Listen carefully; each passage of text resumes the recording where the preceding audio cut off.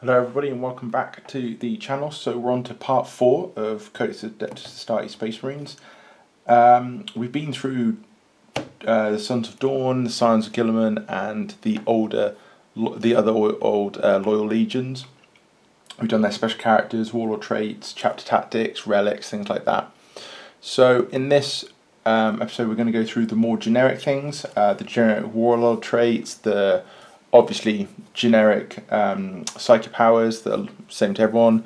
I'm going to pick out a few of the stratagems that don't belong to a particular chapter as well, and just go through sort of some of the more generic rules, generic relics as well, just so you guys can see what you can get if you don't collect one of these chapters, or you're making a homebrew chapter, or you are doing salamanders but you don't want the particular company you're doing to use the standard rules. You want them to be like a stealthy company amongst the salamanders or whatever else it is. You want to use like the Raven Guard rules or something like that.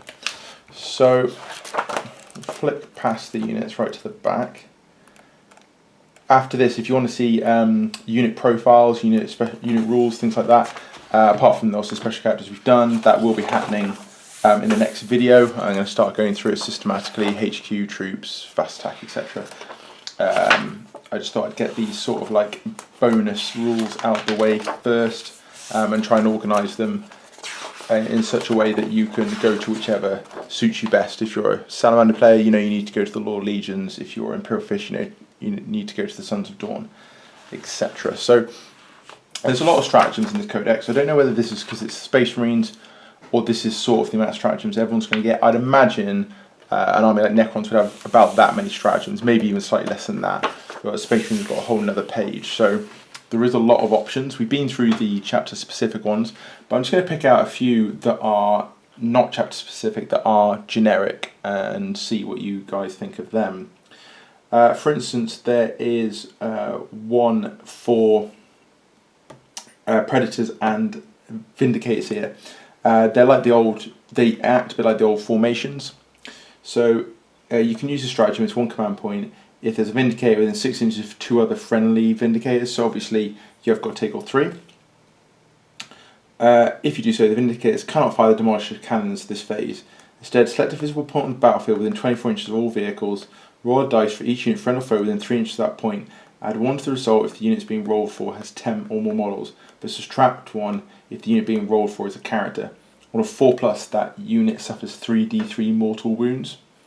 So obviously if you're facing a character or a very elite unit, something with 3 or 4 wounds each, I suppose that could either be elite as in very skilled, or more just not high in numbers. So things like Ogrins are quite a good example.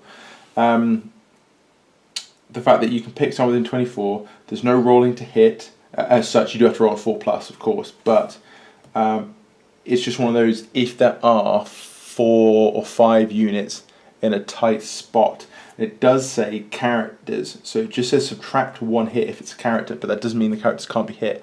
So if there's 3 units and a bit of a blob, and a couple of characters behind, giving them auras and things like that, you're in such a great position to go, well, that point there, and then all 3 units of both characters are hit, you're averagely going to hurt one of the characters, 1.5 of the units, and then they get 3d3 more wounds, which obviously no saves, as we know.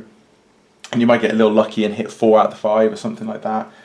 And the fact that you can hit characters is really good. And 3d3, you're averaging 6 more wounds. Obviously you could get 9, but the fact you're averaging 6, I mean, that could be Guilliman. Look at it that way. That could be Ruby Guilliman, and you've just done 6 wounds to him. I know in some ways you've got to get a bit lucky, but 6 wounds for free. He's only got 9. Most characters have only got 5 or 6, so you pretty much kill Lysander for free, if you look at it that way. So I think that's a really cool stratagem. And you've got to take Vindicators, which aren't that expensive, and we all know are good, so it's not like it's a burden to take Vindicators. Kill shots, it's the same thing but with Predators, but if you do so, there's no rolling here, so it's more reliable. If you do so, you can add 1 to the wound rolls and damage rolls for all Predators targeting monsters or vehicles. So it's just really if you're going to have 3 last cannon Preds, which are really good in the new rules and not that expensive, so absolutely take them. And so you're going to be 2s to win pretty much anything, because it's strength only, you're going pretty much 3s to win anything. So this is going to make it 2s, and you roll d6 plus 1 damage, basically. So you're going to guarantee those 2 wounds. And when you think, I mean, last cannon it's because you don't have to fire at the same thing. But, you know, if you're looking at something like a monolith, that you're now 2s to wound, because you're already 3s because toughness 8, so you're now 2s to wound it. And d6 plus 1 wounds. I mean, if you want to work out sort of the averages, it's 4 shots Predator, so it's 12 shots. You should hit with approximately 9 of them. It's now 2s to wound, so you should wound with, like, let's be a bit harsh and say 7. It should be 8, but let's say 7. I think they have a 6 plus save, so they should save 1.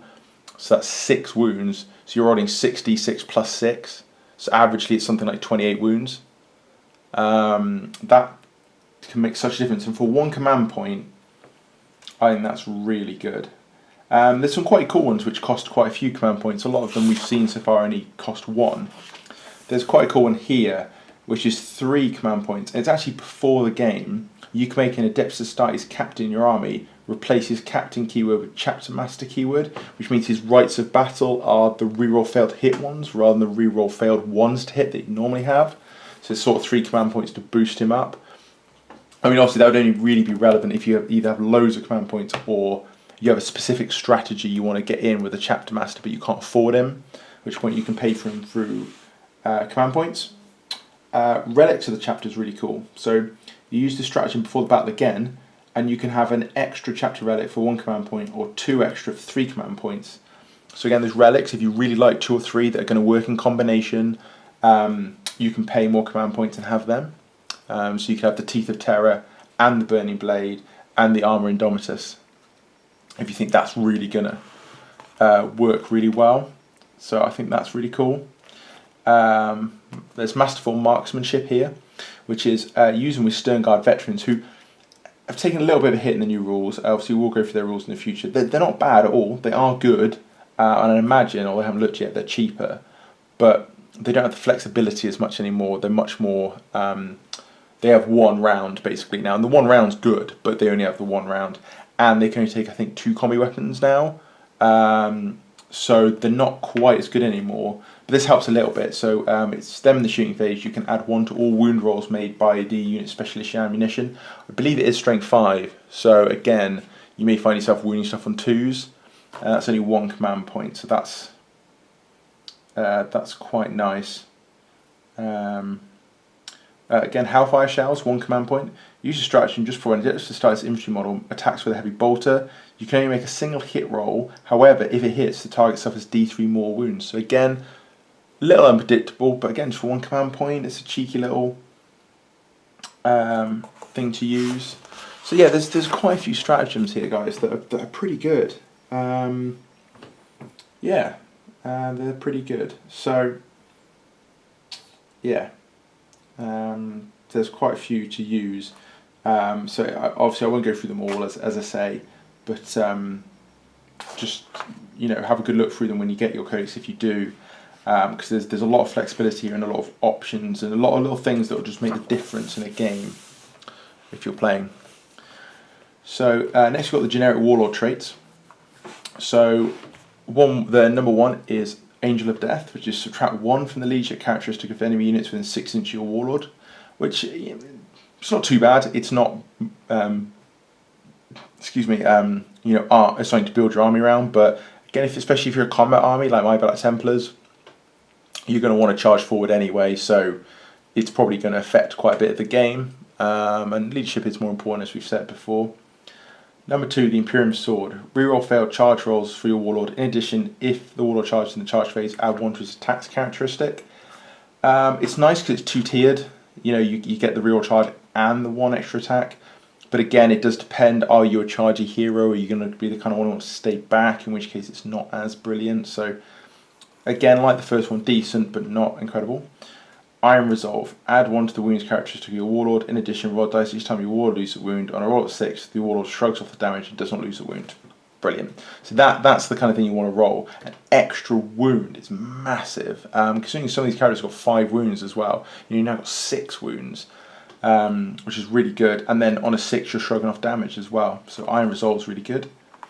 Storm of Fire. Each time you roll a wound of a 6 or more for a friendly chapter unit within 6 inches of the Warlord in the shooting phase, The armor penetration characteristic of that attack is increased by 1. Again, brilliant. So definitely going better as we're getting up the list here. That happened a lot. You could be an Imperial Fist army with Tactical Squad, Stern Guard Squad, Devastator Squad. He's in the middle, so he just about touches all the units. And also on any of them roll a 6. That's going to happen a few times every turn. Their AP is increased by 1, which is really nice. And that can increase the last cannon to the point of no armor save rather than 6+ save for like heavy units. It can increase basic bolt guns to have an AP, because I don't believe they do, or it makes them AP too if they have got an AP. So it's really nice. Rites of War. Friendly chapter units within 6 of your Warlord automatically pass morale tests. Again, can't argue with that. Automatic passing morale within 6 inches is really good. Because remember, you're losing models as well, so it's not like it's run away and regroup and I've still got all my guys. It's people start running away from the battlefield and you lose them. So that's saving you models. Finally, Champion of Humanity. You can add 1 to all hit and wound rolls made for this war in the fight phase when targeting enemy characters. Until it said targeting enemy characters, I was like, that's awesome. Enemy characters makes it a bit specific. So, yeah.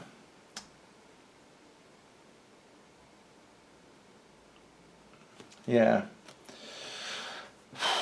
3 for 5 are brilliant. 1, 2, 3 are okay. I don't think there's a bad one there, but they're not brilliant. It does say if your Warlord of your army is an Adeptus Dice character, you can pick their Warlord trait from the Space Marines Warlord traits table, or roll dice and consult the table to generate their Warlord trait. So you can pick. I know in the Adeptus Mechanicus book there was a problem for that, because what happened is you couldn't use one of their canticles of the Omnissiah twice if you picked, but if you didn't pick what you were rolling on it, you could use them as many times as you wanted. So as long as you like enough of them, you're kind of set. But it doesn't say what the disadvantage of choosing is. But the good thing about being able to potentially choose is you can pick one that suits your army. So for instance, Iron Resolve would be great if you're going to make a combat character. Storm of Fire if he's going to support a shooting battle line. So there's quite a bit of flexibility there. So I like the Warlord traits. I don't think they're incredible, but I think they're pretty good. And the fact you can pick means they're reliable. Very reliable, in fact, really. Okay.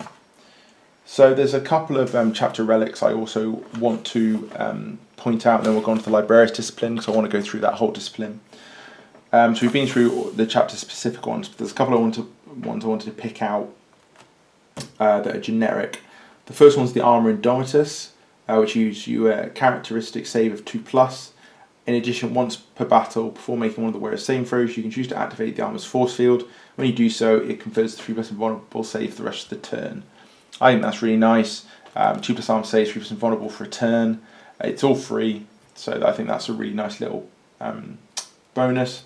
The Shield Eternal is still awesome. It has changed, guys. Obviously no Eternal Warrior anymore, but it is awesome. Model the Storm Shield or Combat Shield only. The Shield Eternal replaces the Storm Shield. This relic gives you a 3+ invulnerable save, great. But also, and any damage suffered is halved rounding up, which is awesome. Halving damage is brilliant. Someone rocks up the Power Fist, you know, or something like that, they're much more likely to be doing less damage. So I think that's really, really nice. The Teeth of Terror is the final one I wanted to bring up. So it replaces the model of the Chainsword. It's +1 strength, AP -2, damage 2, which I think is quite a nice stat line anyway. But then also, each time the bearer fights, it makes D3 additional attacks to this weapon. So again, you give it to a character who's already got like 5 attacks, you're averagely going to be making 7 attacks with what is a pretty good weapon. And you're going to be hitting on 2s as well. So I think that's really nice. Some of the others are really good. The standard, the Emperor Ascendant, the Burning Blade's good. But as I said, I was just going to go through a few with you and just show them off there. So we're on to the Librarius discipline.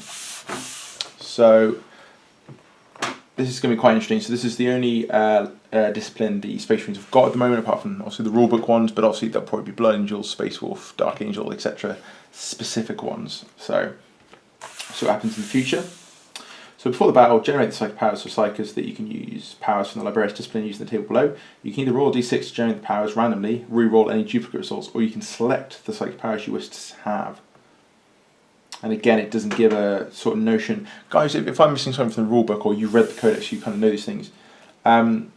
is there anywhere where it says what the negative of choosing is? Or if there is a negative, there might not be a negative. But like I said, in the Canticles, they made it very clear that there's a negative of choosing.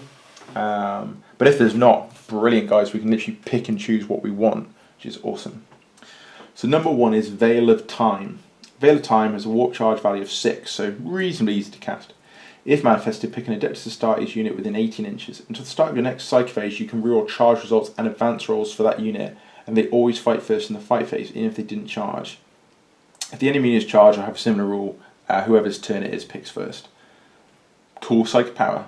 Reroll charges and advance rolls are nice, but the main thing, again, they just put that extra tier on it, so it's a 3 tier, and the 3rd tier is the main one. The fact you fight first. That critical combat, you have to win. You can just go Veil of Time, they're fighting first. So I think that's really good. I really like that. Might of Heroes. Might of Heroes is a warp charge value of 6, so again, reasonably easy to cast. If manifested, select an Adeptus Astartes model within 12 inches. Until the start of your next Psyche phase, add 1 to the model's strength, toughness, and attack characteristics. Again, fantastic. Great way to buff your characters. The average Space Marine commander will be strength 5 or strength 6, toughness 5 or toughness 6, and probably have about 5-6 attacks.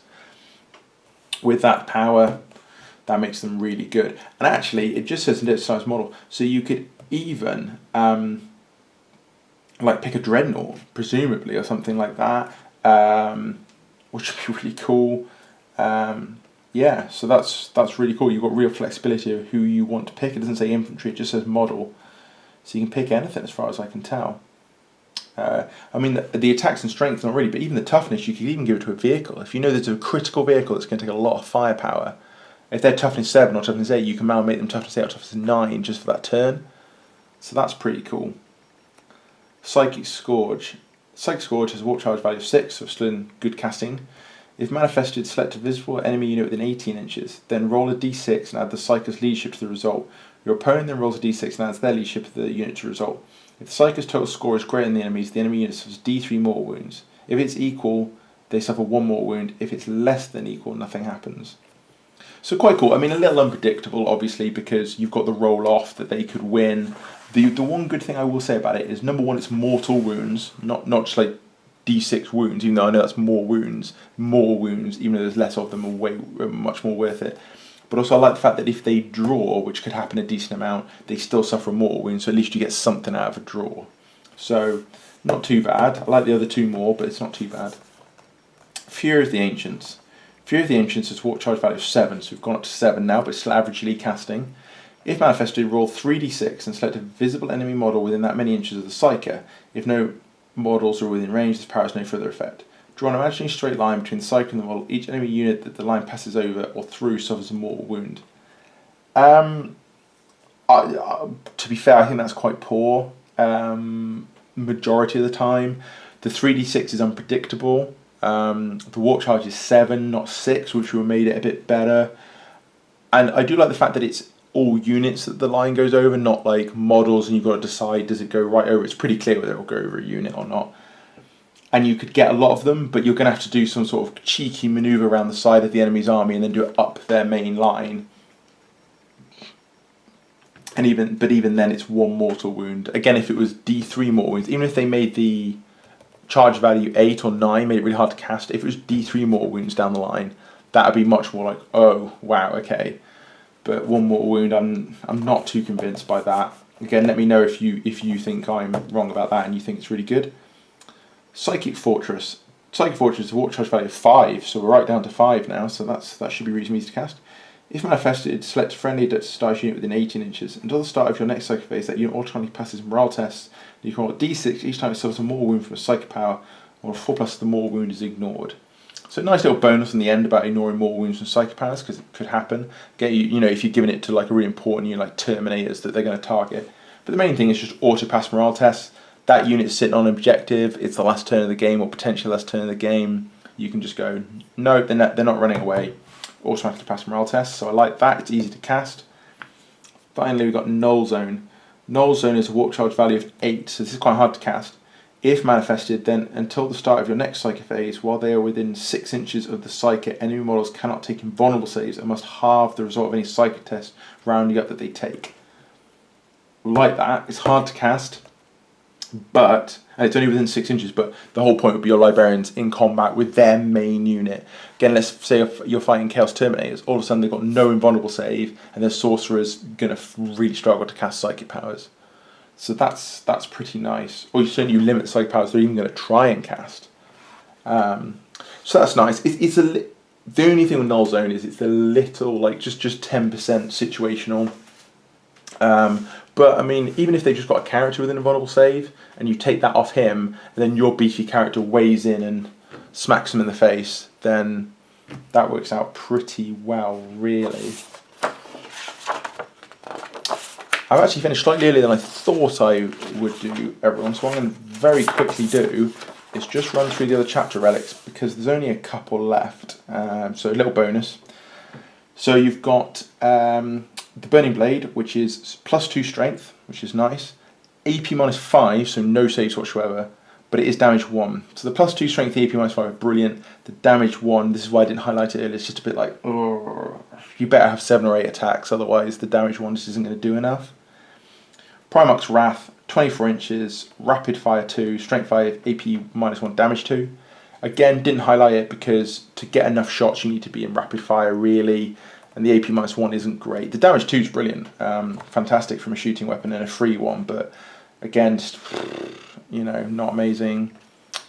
I like this. So this is the Tomb of Malcador. It's a Psyker only, but you know 1 additional Psyker power from the Librarius discipline, so that's quite nice. So because you don't got many Psykers at the moment who are like, I know all Psyker powers. So knowing 1 extra is really good because you can get 3 or 4 powers then, and you have lots of flexibility.